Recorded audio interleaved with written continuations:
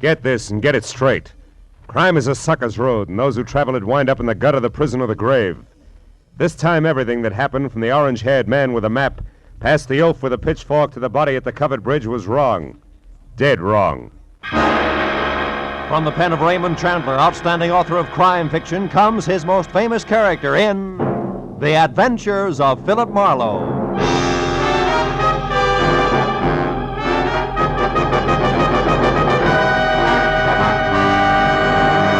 Now, with Gerald Moore starred as Philip Marlowe, we bring you tonight's exciting story, The Covered Bridge.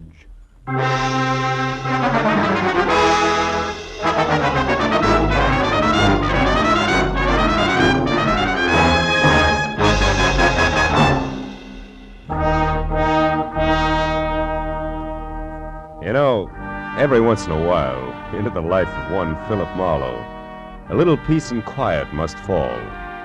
A day marked by neither murder nor mayhem. No phone calls, just nothing. I was just beginning to like it, too, when the door opened and a head full of slick orange hair walked in. It was on a man wearing a new flannel suit, a hand-painted tie, and a reckless grin. He shoved the telephone out of his way, sat down on the corner of my desk, and sized me up with a pair of careful gray eyes. Got a proposition for you, laddie. Tell me about it. Let you know if I'm interested. You should be. There's good money in it. It's not always the answer. Go ahead. You got a good car? Good enough. I don't keep it in the office. You like Mexico? Look, is this a social call or a quiz program? Well, this is business. I asked you a question. Yeah, I like Mexico. I don't like you. Well, that's good, because you're going to drive a couple of friends of me down there. Name your price. Not interested. $1,000? Not interested. That's too bad. Would have been nicer to work this out without a gun. Listen, you two-bit Talk jerk. easy, laddie. This gun is bigger than both of us. Now, you're going to drive across the Mexican border tonight with 3 passengers, and there won't be any difficult questions, because you are the well-known Senor Philip Marlowe, a respectable private detective. Somewhere below the border, your fellow travelers will catch a boat. But this you don't have to worry about. Now, look, just a minute. Look, laddie, I came to you for several reasons, one of which is that you're smart enough to know when to quit fighting the problem. We got to make a stop first, so let's go. And leave your artillery in the drawer. Come on. Yeah, sure. Since I'm now an old pal of yours, what do I call you? You pick it. Believe me, you won't like it. How about George? You like George? Not particularly. Good. Just call me George. Let's go, Marlowe.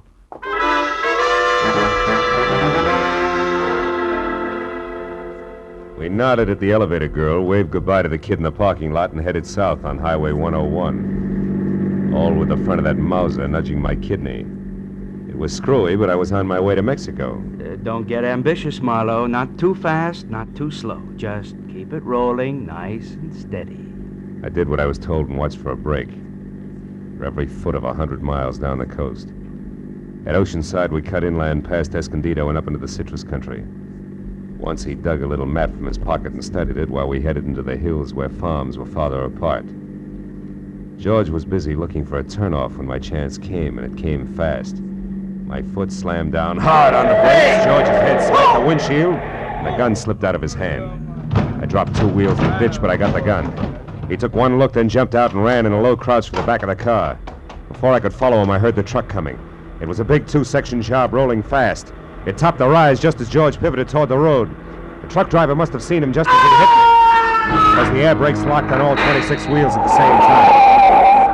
I ran to where George lay like a discarded doll at the side of the road. The truck driver was out of his cab before it stopped rolling. I didn't see him. I come over the rise there. I didn't see him. Take it easy. Honest, I didn't see him. Is he all right? He ain't dead, is he? No, he isn't. He won't be walking much anymore. It wasn't my fault, Mr. Honest. I know it wasn't. Get hold of yourself. Gosh, what should we do? I want you to drive to the nearest phone and get the police and then come back. Here's my card.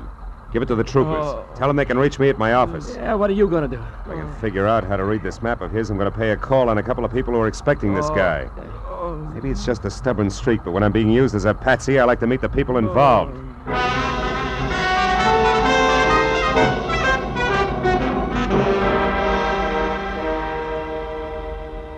As I drove, I studied the map, and 2 miles down the highway, I found the first landmark, a dead tree. There I left the highway and followed a rocky trail 7 corkscrew miles up a canyon to the next landmark, a bridge. One that looked like it had been lifted out of some rustic Connecticut woods and dropped across the California gorge purely by mistake. Because it was covered complete to roof and walls and made entirely of lumber.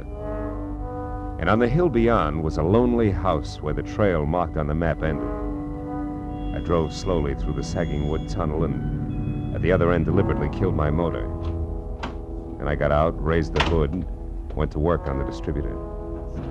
I don't know where he came from, but when I glanced up, he was standing there watching me. A bull in overalls with a pitchfork clenched in a pair of hands as thick as $4 steaks. We didn't like each other's looks. You picked a bad place for trouble, mister. That's so. Why? Nobody almost never comes up this road, especially strangers. How come you took it? Really want to know, or are you just killing time? I wouldn't be too smart if I was you, mister. You live in that house up there? No, not anymore. I got canned for drinking. Well, why are you so interested in that place? It's the only farm around here. Maybe they got a mechanic. Yeah, maybe. Where'd you say you were from? L.A. Los Angeles, huh? You real sure you don't know anybody up there on the hill? Like who, for instance? A certain party who took a trip to L.A. not so long ago. And another thing, city boy. Don't get out of line or I'll fix you good. Understand?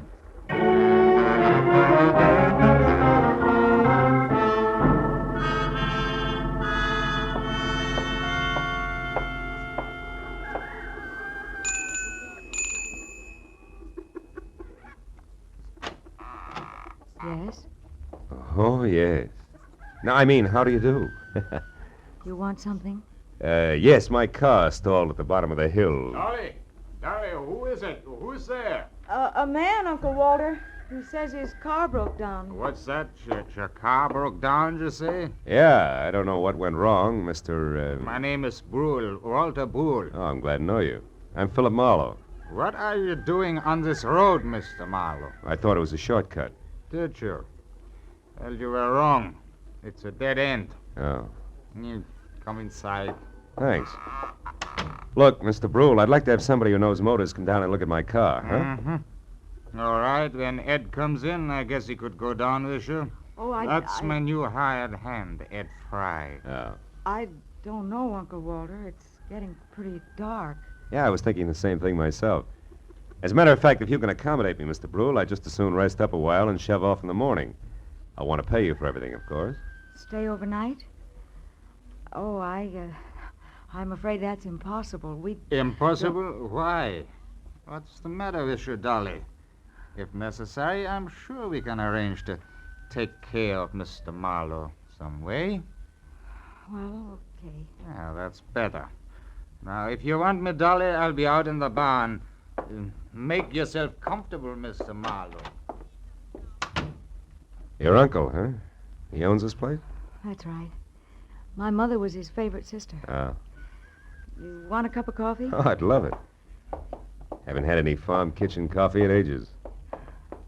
You don't seem to have many visitors up this way, Dolly, huh? No, not many. Nice farm, though. Stinks. Is that why you run off to L.A. now and then? How did you know about that? I guessed. I ran into a friend of yours at the bottom of the hill. A pair of overgrown shoulders with a pitchfork. Said he used to work here. Him. He did up until a month ago. That's Noah Bickman. Big dumb goof. Here's your cup. Oh, thanks. By the way, Mr. Marlowe, where are you heading? Oh, Mexico, maybe. Mexico. Yeah. You kind of came a long ways out of your way, didn't you? Did I? Dolly. Dolly. We're in here, Eddie. What's the matter? That car at the bottom of the hill. Whose is it? Car belongs to me. It's stalled. Who are you? This is Mr. Marlowe, Eddie. He's on his way to Mexico. Wow, you don't say. And since his car broke down so late, he may stay all night. Uncle Walter said it'd be all right. Is that a fact? I'll go get some blankets, Eddie, so you can take them up to the spare room for Mr. Marlowe. Okay, Dolly. Mr. Marlowe, huh? Where you from, Mr. Marlowe? L.A. You? Points east. You know, this road don't go to Mexico, Marlowe. In fact, it stops about a mile up the draw here. Kind of funny that you wound up on it, isn't it? I don't see you breaking up over it, Eddie. Don't let my poker face throw you, pal. Traveling alone, are you? I am now. Meaning what? That there's nobody with me. That's simple, isn't it? Not in my book, pal. I might even want you to draw me a picture of that one. Here's the blankets, Eddie. Sheet and pillowcase. Oh, okay, it's fine.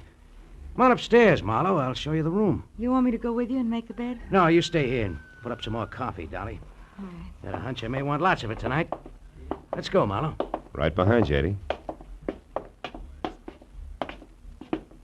How's the weather been in L.A.? Some might call it hot. Uh-huh. Get the door, will you? Sure.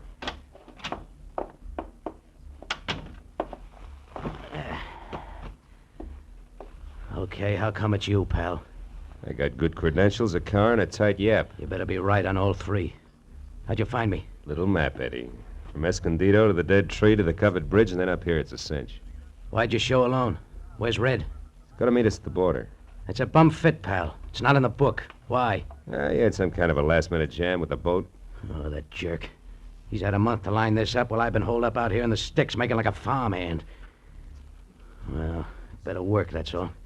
If we're picked up this time, it's curtains. Oh, incidentally, you got a gun, haven't you? Yeah, sure. Let's see it. No dice, Eddie. Red didn't tell me everything, just enough. So? So you'll get your money's worth. I'll do what I'm supposed to do and no questions asked, but my little automatic and I stick together regardless, real close, together. Okay, Marlowe. Suit yourself. I will. And something else. The rest of the company is going along. Is that all set?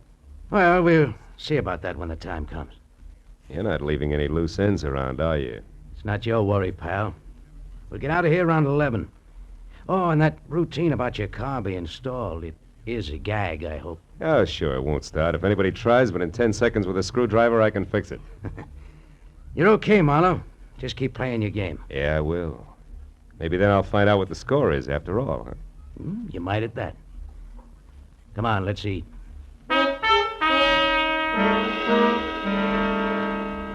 Dinner at the Brule farm was as loaded with gay chatter as a bad case of lockjaw. And when it was over, the participants scattered like everybody else was contagious. I wound up alone in the dark spare room on the second floor, which had one advantage. Windows that viewed both the front and the rear. The moon was bright, so I didn't bother with a lamp. I listened to Dolly rattle dishes in the kitchen until that stopped, and then I watched old man Brule pace his front yard. Once Ed Fry went out and talked to him briefly, and then headed for the front door again.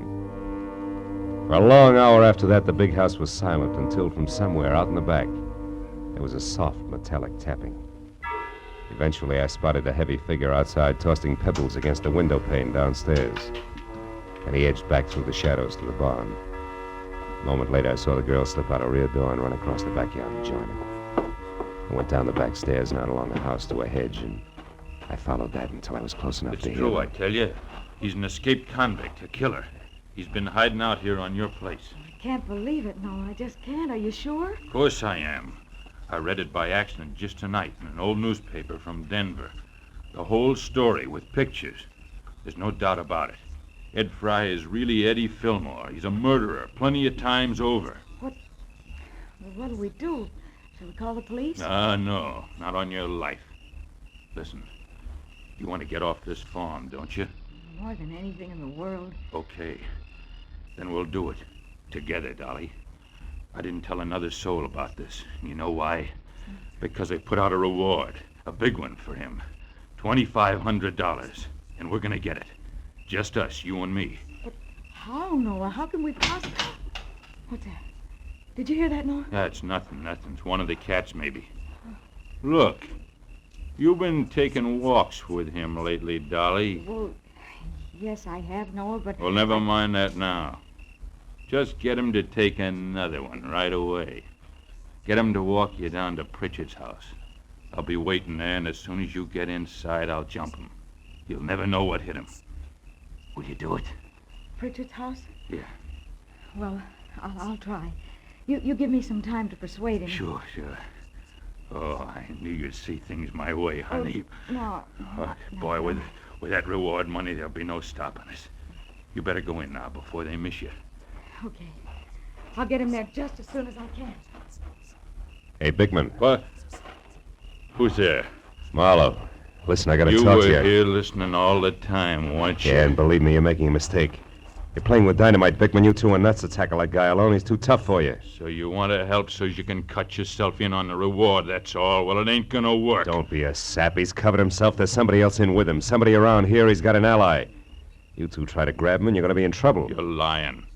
He's been hiding out all alone, and we're gonna get him, Dolly and me, by ourselves. And if you try to horn in, mister, so help me, I'll beat your brains. Cut it out. Reward or no reward, you gotta listen to me. I got to nothing. Oh! Maybe that'll teach you not to stick your nose in, city boy.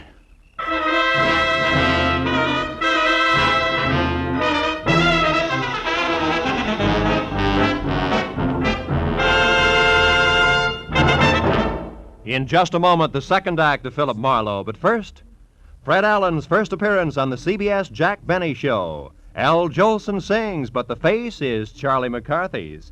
Andy of Amos and Andy goes on trial for deserting his bride by mistake.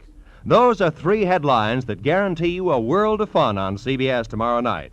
Yes, this third Sunday of the new year will be an all-time high in radio entertainment. Hear them all on CBS tomorrow night. Now, with our star, Gerald Moore, we return to the second act of Philip Marlowe and tonight's story, The Covered Bridge.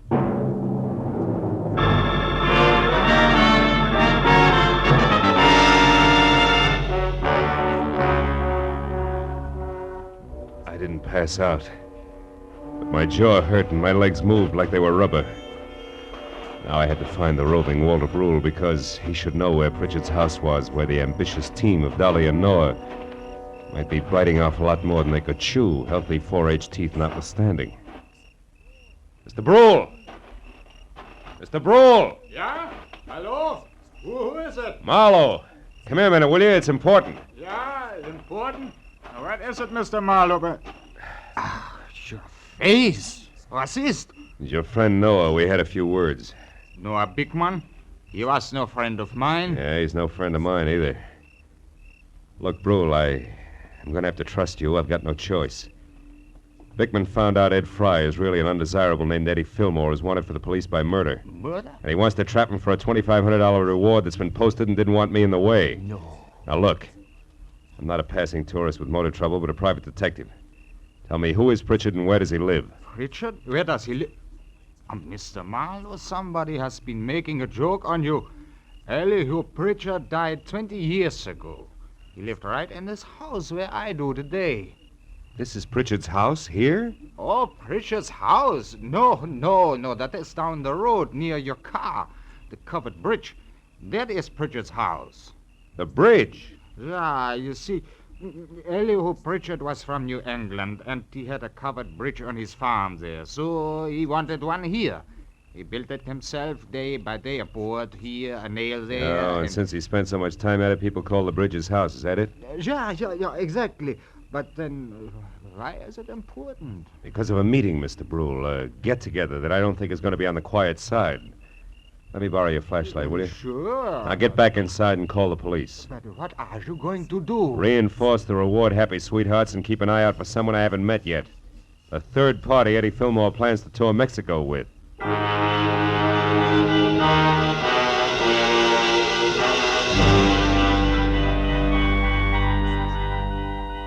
It was a quarter of a mile romp, country style, back down to the covered bridge. When I was there, the Mauser I'd recovered from George in one hand, flashlight in the other. I found only the moon-washed, gray-covered bridge itself, trying to stand erect like an old soldier who has more pride than posture. But then as I stepped from the chalk road onto the sheltered oil-soaked planking, I found something else. Inside and face down was Noah Bickman. And lying nearby, the red-stained, icy fingers of the pitchfork that had killed him. I started to move closer. But then footsteps from the road behind suggested that I do different, so I moved quickly back to the bridge entrance, flattened myself into a narrow shadow, and waited. Noah? Noah, is that you? It's Marlowe, Dolly. What? Mr. Marlowe, what are you doing here? Why are you down at the bridge at this hour? Where's Noah? He's dead, Dolly. Noah's dead. He's in there, but don't go inside. Look, I tried to stop him, believe me. Stop him. Stop him from Don't what? bother, baby. I know about Fry being Fillmore, the reward, all of it. What? How? Well, first of all, I'm a private detective from L.A. was dragged into this by an ex-buddy of Fillmore's. Second, I was in the barn when you and Noah made your plans. When you left, I tried to talk Noah into accepting my help. Why? Because I know what Fillmore's kind is like. I mix with them every day. I know how they work. Look, did you tell Fillmore to meet you here, yes or no? No. No, I couldn't find him. I've been looking since I left the barn, every place. That's why you came down here just now? Yes. I wanted to tell Noah that our plan would have to be postponed. But what difference does all this make? I don't know. Maybe a little, maybe a lot. If Fillmore had known about this rendezvous you two planned, it'd be 20 to 1 that he got here ahead of schedule and took care of Noah. Since he didn't. Yeah, since he didn't, I'm betting on a third party, someone we haven't met yet. A third party? Yeah, now listen to me and do just as I say. Turn around and walk straight back up to the house, and when you get there, get inside and stay put. But Marlowe, what if... Go on, fast. All right. But be careful, Marlowe. Whoever killed Noah won't hesitate to kill you, too. When she started back up the road, I turned toward the bridge again. My flashlight following the dusty white footprints on the freshly oiled planking leading to the dead man. I stood over him, the circle of light sweeping the area around him. There was just one thing I had to know. Marlowe! Marlowe! It's me, Walter Bull. What are you doing down here? Well, I thought you might need help, so after I called the police, I got my rifle and came down here, and I... Bickman? Yeah, he's dead. The prongs on that fork went right through him. How terrible. Yeah. Look, Brule, was this planking freshly oiled today? Yeah? Why? I just wanted to make sure those chalk footprints were made today. But what do Brule, footprints... you stay here and see that no one has the bridge. But where are you going? Up to your house in a hurry, because I think I know who the killer and the third party is.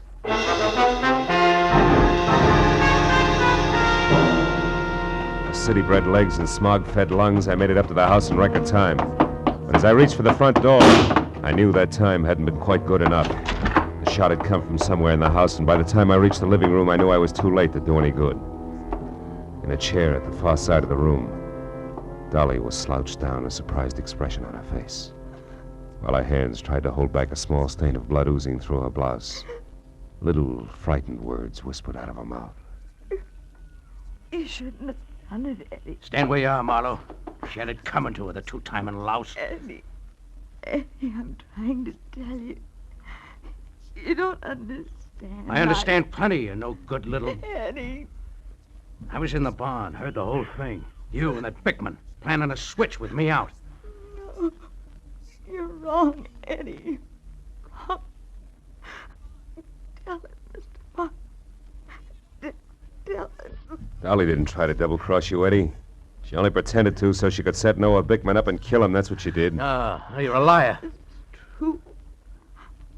That's what I tried to tell Eddie. I don't believe it. I love Eddie.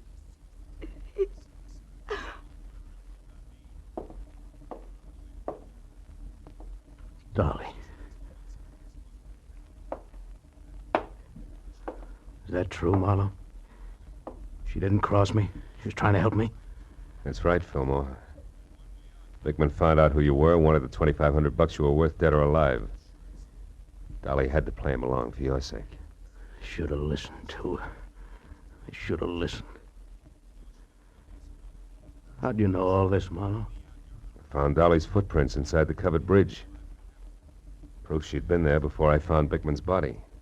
Yeah. And you knew who I was, so you put it all together. Well, you're holding the gun, kid. What's the next move? Doesn't matter much anymore. I could still lamb out of here for Mexico. Somehow I don't want to. Not without Dolly. Phone the police, Marlowe. I'm not going anywhere.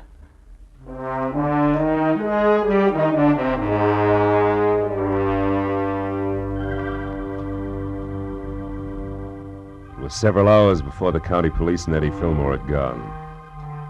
Walter Brule and I sat at the long wooden table watching the light from the fire dance across the hanging skillets and pans by the grate. And nobody said anything for a long time.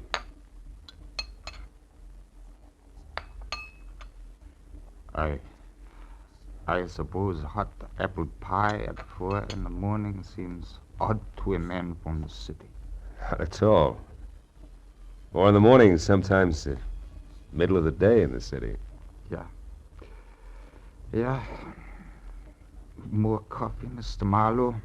Yeah, please. Thanks. You know, Dolly wasn't really a bad girl. It was just that sometimes she didn't think, and... A woman who loves like that doesn't think, Mr. Brule. She just feels. Maybe in some way it is my fault, the whole thing. No. It's nobody's fault, Mr. Brule. She was trying to do the right thing for the guy she loved. Yeah. Well, your bed is still ready if you care to stay. Oh, thanks. Sure, I'd like to. If you can find your own way up, I think I'll sit here just a minute longer. Sure. Night. Good night, Mr. Marlowe.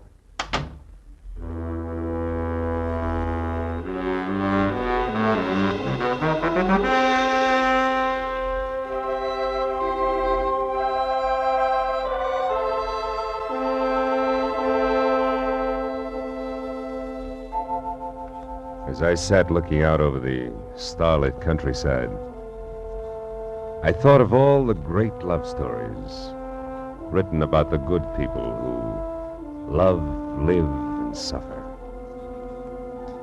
And then the pathetic face of Dolly and the pain-racked face of Eddie said, "What about us?" And I had no answer. Yeah, chalk up another one, Marlowe. Another one of those things for which there is no answer.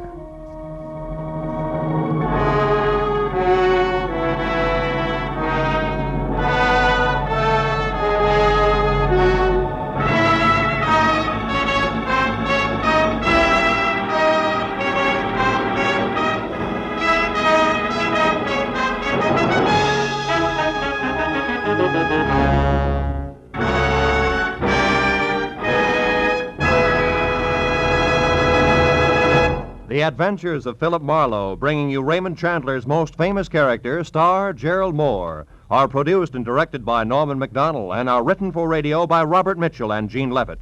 Featured in the cast were Vivi Janis, Ben Wright, Jack Moyles, Wilms Herbert, Jack Crucian, and Barney Phillips. The special music is composed and conducted by Richard Arant. Be sure and be with us again next week when Philip Marlowe says... This time a twisted mind, a hole cut in a wire fence, and a corpse in a storeroom. All added up to freedom. But only for the one who had it coming.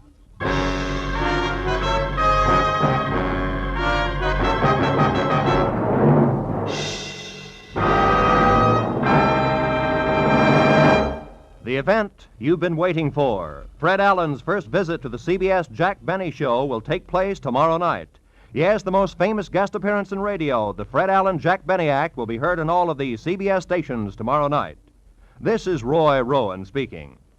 Now, stay tuned for Gangbusters, which follows over most of these same CBS stations. This is CBS, the Columbia Broadcasting System.